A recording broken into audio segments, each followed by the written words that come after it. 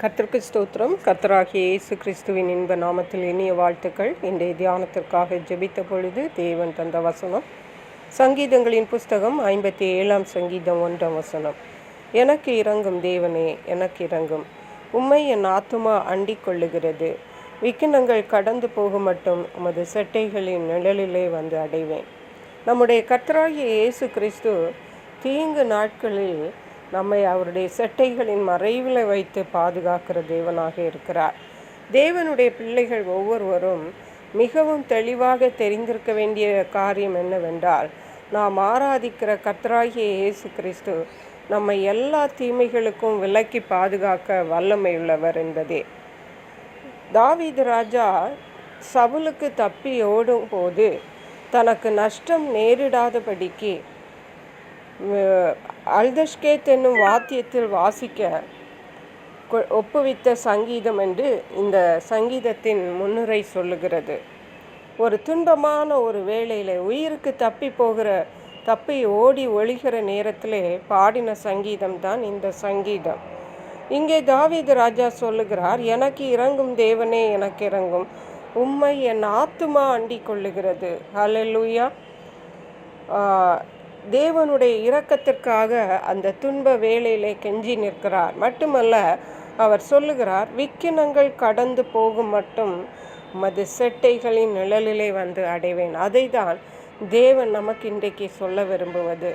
தாவீது ராஜா விக்கினங்கள் வந்தபோது, துன்பங்கள் வந்த பொழுது தேவனுடைய செட்டை அதிலிருந்து தன்னை பாதுகாக்கும் என்ற ஆழமான ஒரு விசுவாசத்தோடு இருந்தார்.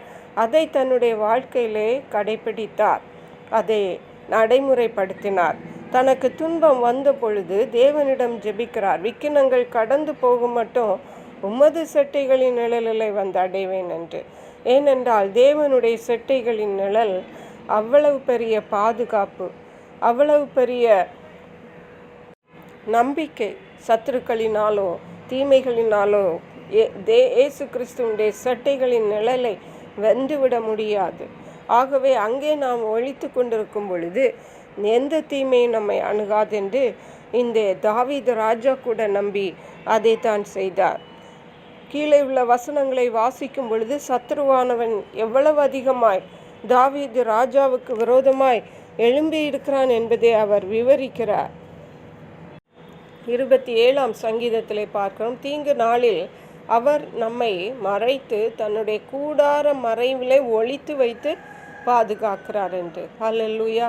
நமக்கு தீமை வரும் பொழுது நாம் அழிந்து போய் விடுவோமோ என்று நாம் நினைக்கும் பொழுது நாம் நினைவில் கொள்ள வேண்டியது என்னவென்றால், நாம் கர்த்தரிடத்தில் வருவோமானால், கர்த்தரை நோக்கி பார்ப்போமானால், அவருடைய கூடார மறைவிலே நம்மை வைத்து அவர் பாதுகாக்கிற தேவனாயிருப்பார். அவர் நமக்கு விடுதலை தருகிற தேவனாயிருக்கிறார். அவர் நம்மை பாதுகாக்கிற தேவனாக இருக்கிறார். இஸ்ரவேலை காக்கிறவர் உறங்குவதுமில்லை, தூங்குறதும் இல்லை என்று சொல்லுகிறது. தேவன் நமக்கு தரும் பாதுகாப்பை விட சிறந்த ஒரு பாதுகாப்பு இந்த உலகத்தில் இல்லை. ஒருவராலும் நமக்கு தந்துவிட முடியாது.